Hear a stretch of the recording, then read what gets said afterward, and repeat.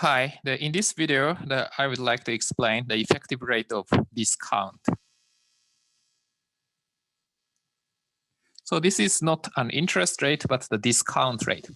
So the effective rate of discount, the D sub t is defined as A sub t. A is the amount function, accumulation function, sorry, the minus the A sub t minus 1 divided by A sub t.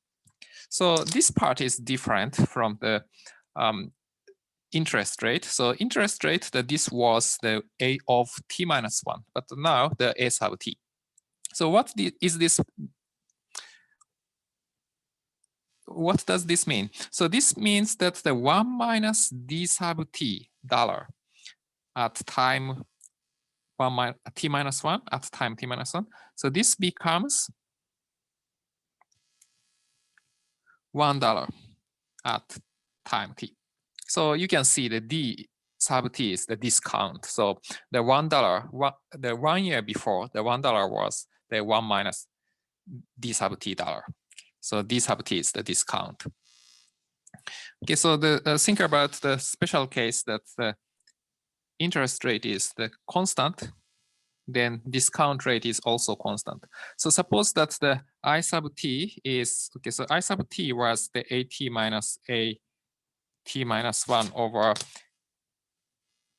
a sub t minus 1, but suppose that this is equal to I and constant, then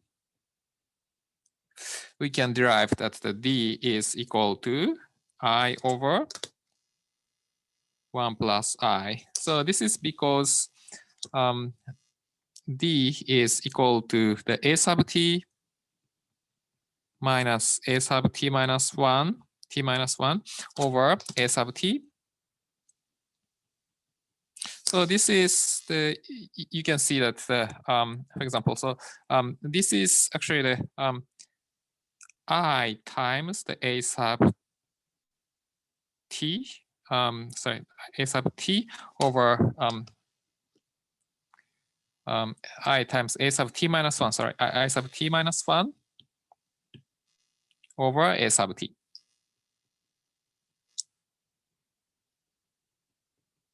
Right? Because the I is equal to this quantity. So this quantity times a sub t minus 1 over a sub t. So this becomes the definition of d. And this is equal to the I times basically a sub t minus 1 and a sub t. The ratio is 1 over 1 plus I, because 1 year after 1 becomes 1 plus I. So that's why the d becomes I over 1 plus I.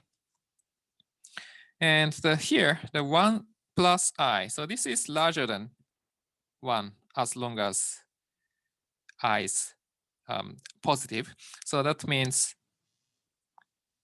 d is smaller than I over the number larger than 1. So this d is larger than, sorry, the d is smaller than I. D is smaller than I if I is positive. So you can see that the if interest rate is 5%, 95 cents that does not become $1, right? So you have to have a little more, right? So 5% of 95 cents is slightly less than 5 cents. So 95 cents cannot become $1 after a year if the interest rate is 5%. So the discount rate is effective discount rate is slightly smaller than that. Yeah, and yeah, an example of the discount, the effective rate of discount. So if interest rate is 8%, then discount rate is slightly less than 8%. Actually, the d is equal to 0.08 over 1 plus 0.08. So it's slightly less than 0.08. To be exact, this is the 0.0741 ... So yeah, so 1 minus the 0.0741 becomes $1 a year later. And the v, we have defined v last time. So the v is 1 over 1 plus I. So this is actually the 1 over 1.08. And this is 0.9259, and actually this is equal to 1 minus d. So v is equal to 1 minus c. So this is clear from the definition. So v is defined as 1 over 1 plus I, and the d is basically defined as I over the 1 plus I. So the d plus v is equal to 1. So we have three quantities, I and d and v, and we only need the 1 to represent any quantity. So often we use I, sometimes we use v, and occasionally we use d. So d is, for example, used in a bond market. So some bond matures at $1. So what's the price the 1 year before, or what's the price the 2 years before? So that is a typical use of d. Okay, so next, a little more complicated example. So you borrow X dollar today and pay off the debt by repaying the $1,000 a year for 3 years. So 3 payments.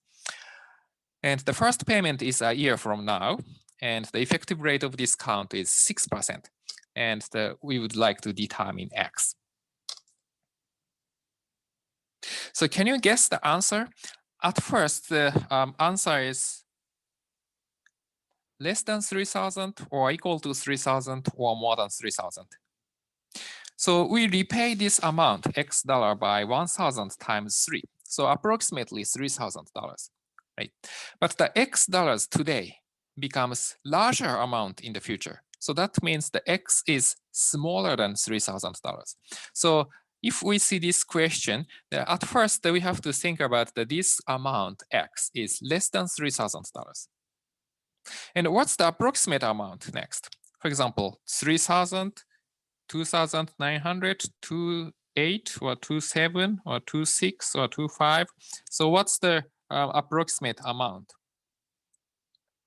You can see the discount is 6%.